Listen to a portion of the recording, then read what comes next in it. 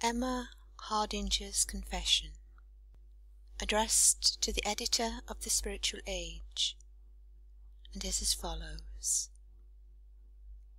Dear Sir, since confessions are the fashion of the day, and a confiding public has been voted into the office of Father Confessor, I solicit the medium of your columns to tender my confession in addition to the general sum of spiritual light, which conscience or a panic in the market of anti-spiritual jugglery is diffusing over the world.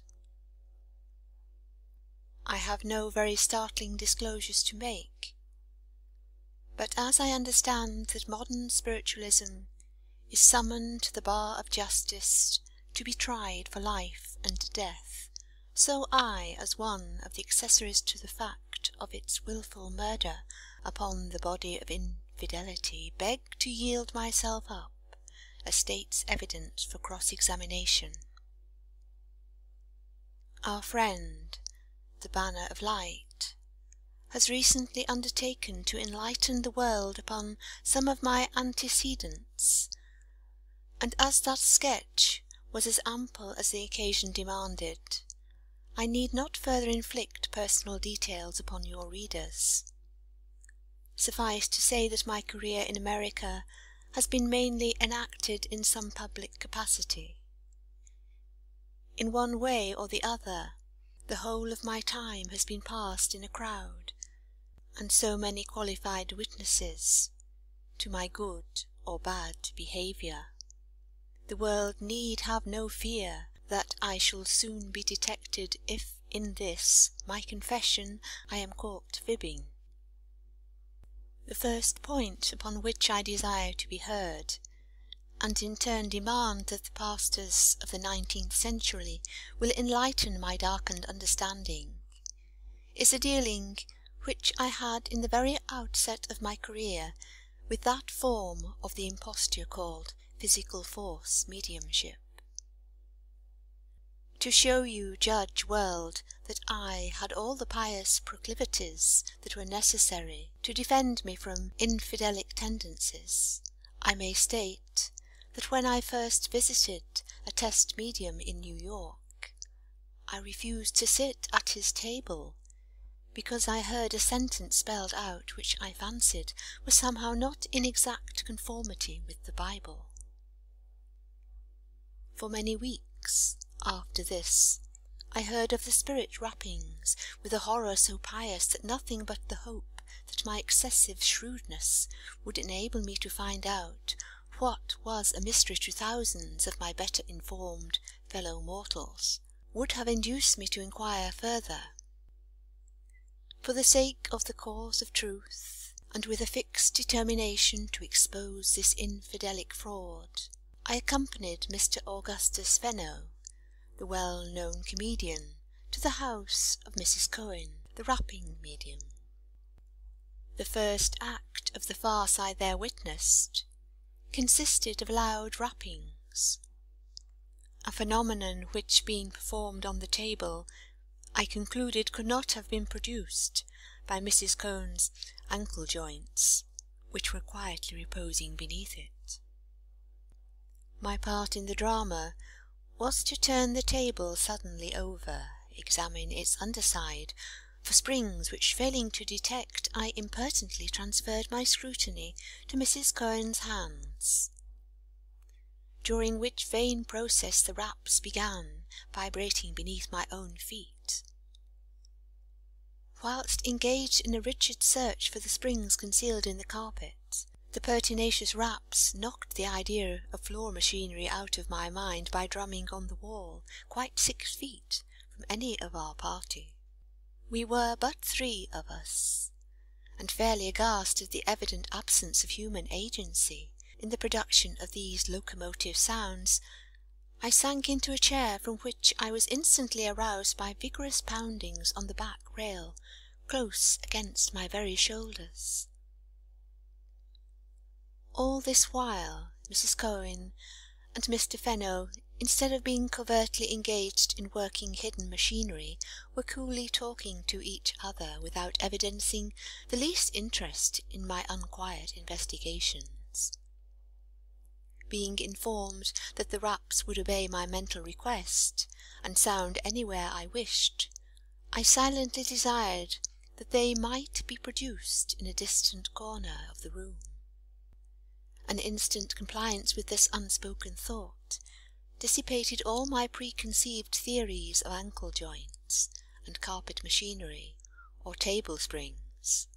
Besides, there was intelligence here, intelligence that could read and answer my mind. That mind could not, of course, begin to aspire to the sublime heights attained by Faraday or Agassiz, but having just wit enough to put two and two together, it at once perceived that these great men's theories did not quite fit the case at issue. The next act of rapping humbug was to hold intelligible conversation through a sort of telegraphy, by which, as it seemed, my friend Mr. Fenno was informed that I was a fine medium. An announcement I received with the most intense disgust, whereupon Mrs. Cohen handed me an alphabet, and having shown me how to point to the various letters, whilst the knocks would indicate the special one required, I found spelled out, to my astonishment, not the names of any of the near and dear relatives, of whom in such a scene I was most naturally thinking, but the Christian and surname of an acquaintance, who had not even entered my head, whose mind was read in this instance,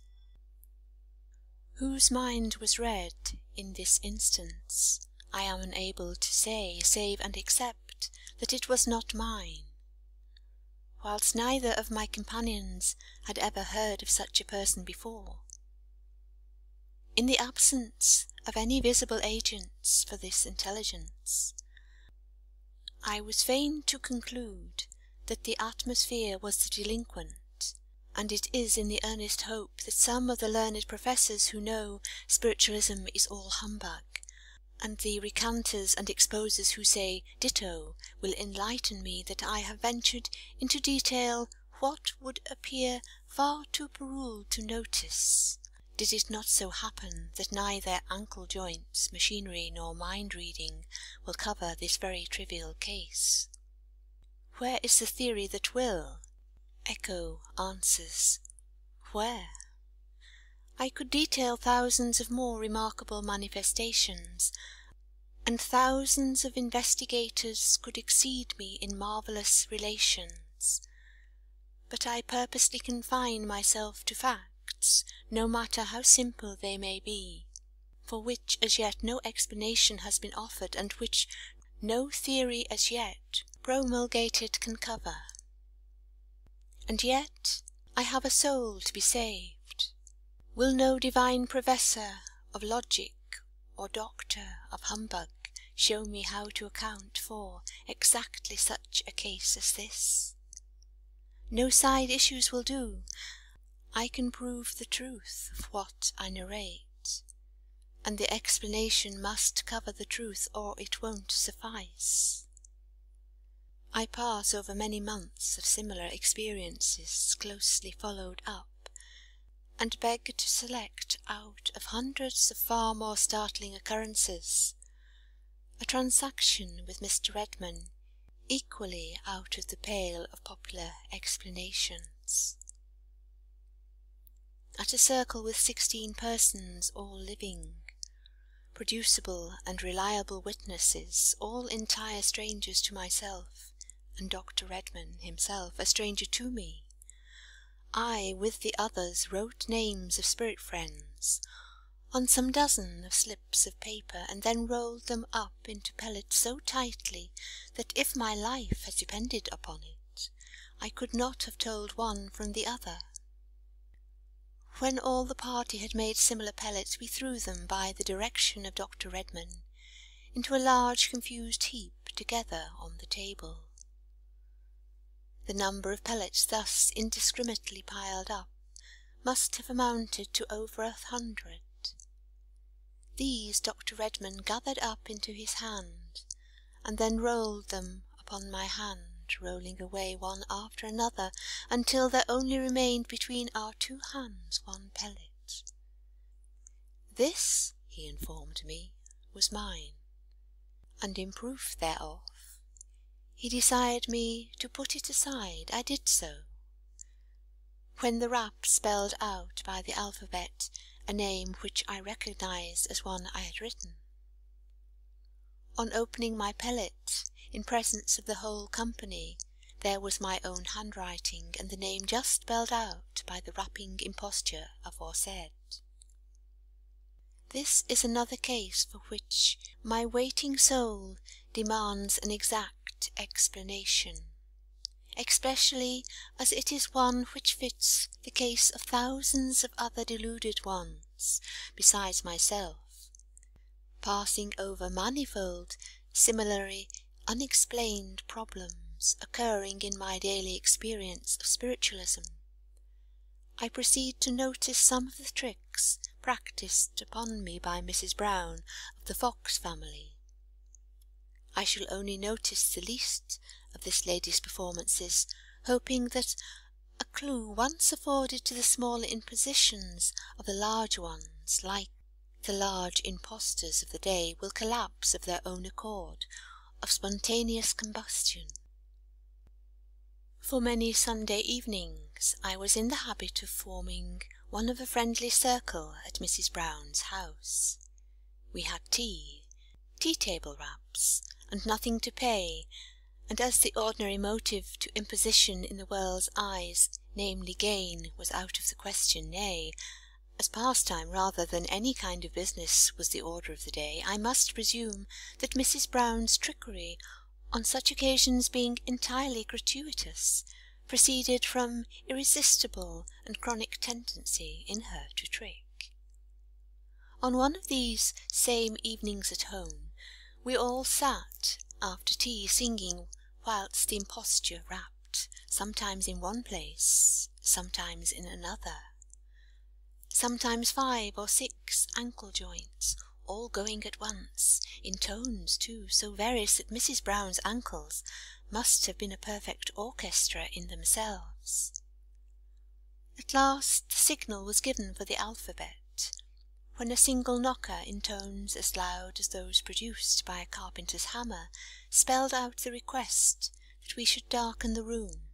We obeyed by extinguishing the gas, but still the fire gave sufficient light to reveal every form in the room, and disclose the whole party with all their hands joined and spread out before them on the table. And then it was that I felt a large and heavy hand on my shoulder, evidently placed there from someone behind me. The room was small, the door fast, Mrs. Brown's hand held by myself and another person, and my other neighbour's hand in mine and his neighbour's. The space behind me was empty, but in order to try if there was intelligence directing that invisible grasp, I mentally requested that the hand should stroke my head, when instantly a warm, soft, though large hand gently patted my forehead, and stroked each side of my face. Gideon-like, requiring a still further test, I again mentally requested that the hand should touch my mother, who was sitting at the further end of our long table. "Good heavens, there is a hand laid upon my head," uttered by mamma at the very moment after framing this unspoken wish, convinced me that if ankle joints were the originators of the Rochester knockings, their action in the persons of the Fox family were, of all the world's phenomena, the most marvellous, omnipresent, locomotive, independent, and intelligent. I am not going to weary your readers, Mr. Editor, by recounting details with which every visitor to Mrs. Leah Brown must be familiar. I have simply noticed one of the as yet undetected and unaccounted for tricks which are so frequently enacted in her presence, and hereby give notice that there are a very large number of still more cunning fox tricks to be accounted for, before I, for one, am prepared to sign a full recantation of my spiritualistic faith in that family. With a long hiatus in my experience filled up with tremendous hard nuts for science to crack, I beg to suggest another subject for the philanthropic labours of the exposing mediums of the day, and one which also remained untouched, save by the rather illogical argument of senseless abuse. I speak of Mr. J. V. Manfield's faculty for answering sealed letters. True it is that I have been told upon the highly credible authority of Professor Felden of Harvard College that he knows without the least proof of the fact, great savant as he is, that Mr. Manfield's first opens all the letters he answers, then cunningly seals them up again, whilst others who have seen the spirit postmaster answer letters correctly, which have never even passed out of the investigator's hands, know upon authority equally good as Professor Felden's that the said postmaster answers the said letters all by aid of clairvoyance, first clairvoyantly reading them, and then answering them out of his own mind, without stopping to consider whether clairvoyance is not as wonderful a phenomenon as any fact claimed in spiritualism. I must inquire of the last set of sages how it happened that Mr. Manfield made so egregious a blunder in my case as to answer a letter which I addressed to my father in spirit world, in the name of a sister whom I had not asked for, or even mentioned in the letter, as the said letter never passed out of my hands, and Mr. Mansfield answered it whilst I held it. Professor Felden's theory fails, whilst the fact of my being an entire stranger to Mr. Manfield, and above all, my sister's name neither being mentioned in the letter or at the time in my mind, militates rather awkwardly against the clairvoyant theory.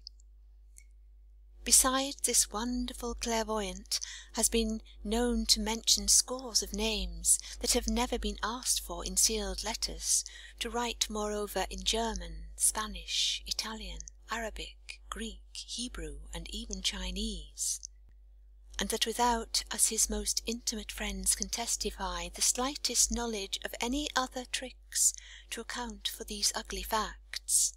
As my inquiry from the beginning to the end of my career has been for the truth, the whole truth, and nothing but the truth, I have spelt out my lesson with almost every medium of the day, and could enumerate 1,000 problems which the poor-sighted exposers have never even touched, did time and space permit. But as these are limited, I must confine myself to the consideration of one more case, which common justice requires I should receive its share of illumination with the rest, and that, Mr. Editor, is my unworthy self. Mr. Coles is represented in the Spiritual Telegraph as having said at the New York Conference that every trance medium is an impostor, and every other kind of medium something of the same order.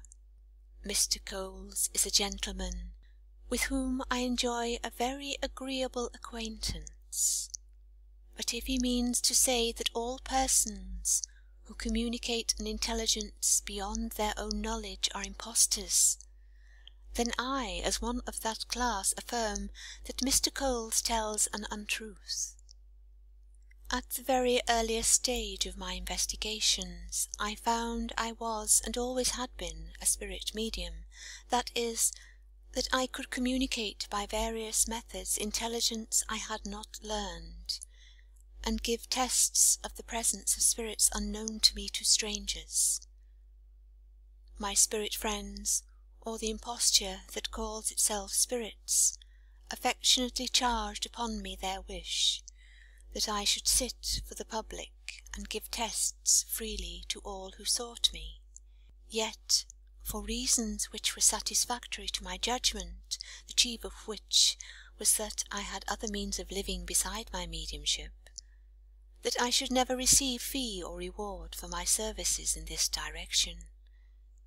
They wished me to make a profession of my lectures, but considered that my mediumship in other respects was uncertain, and only necessary to prepare me for becoming a lecturer.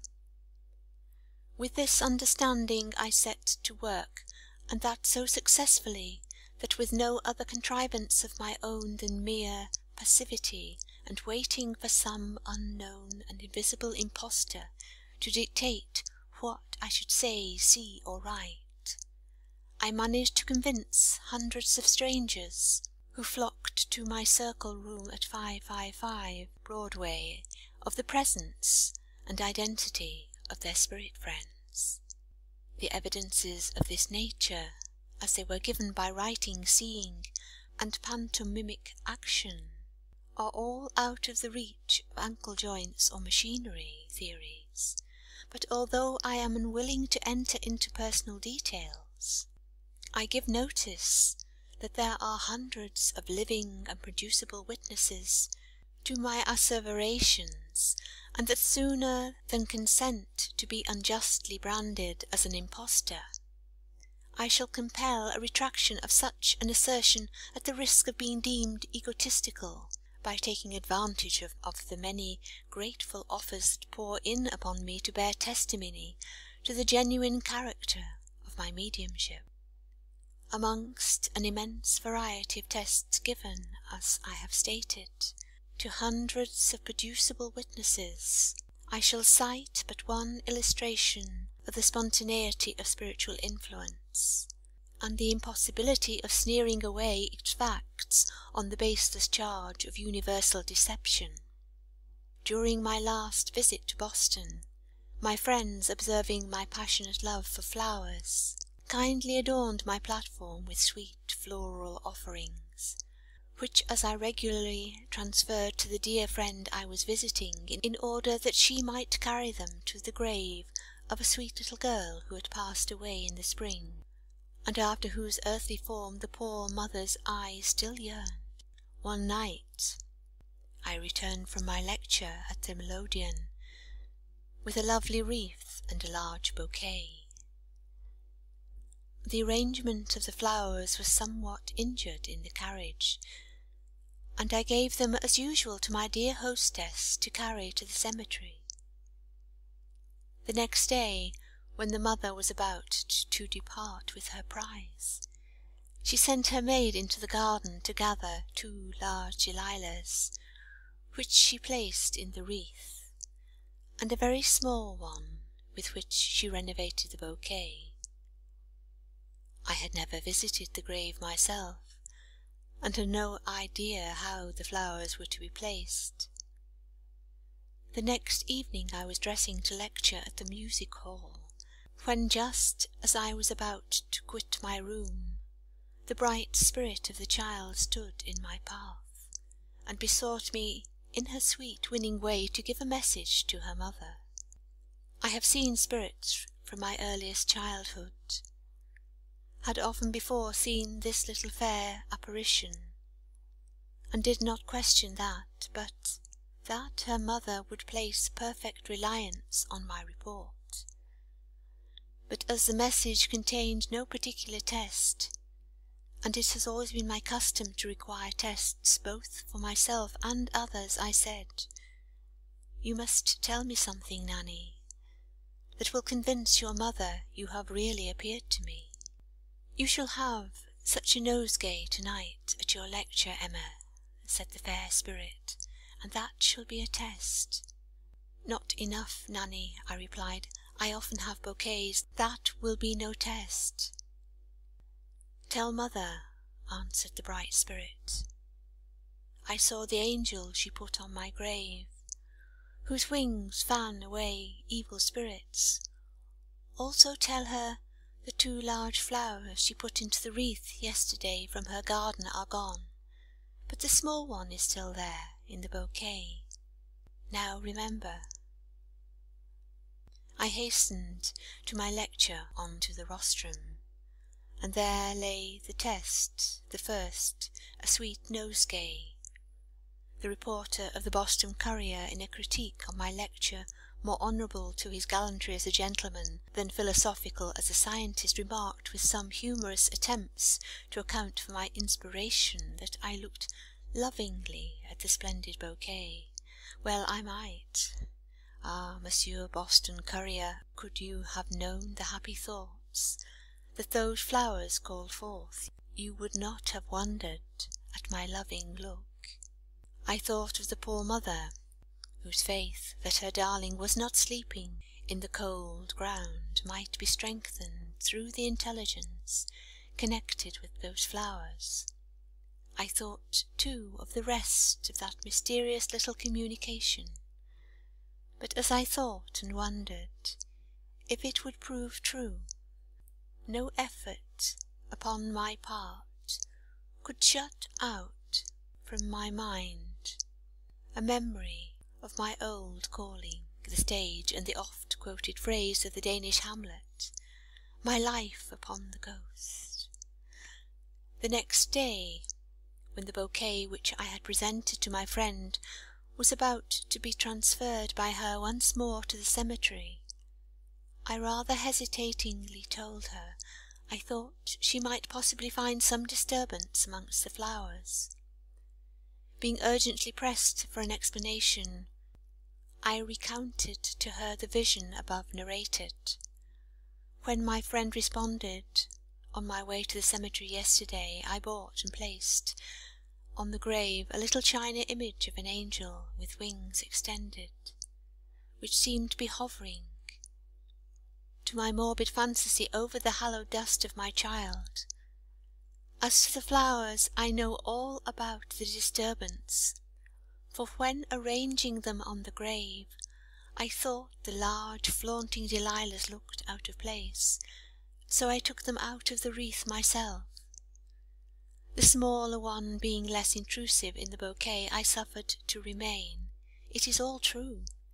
And Emma, I now know my child must have seen me, for not another living creature could be aware of either circumstance. And now, if I may seem very puerile in making the casual arrangement of a bouquet and the appearance of a little paltry china image evidence for the immortality of a precious human soul, why, then I am willing to plead guilty to the charge. But as I know, china images cannot come to describe themselves to me, and bouquets do not arrange themselves, or come and tell me they are disarranged, I conclude I am no wiser nor yet much more foolish than Isaac Newton was, when he made an insignificant apple the cornerstone of the world's grandest philosophy.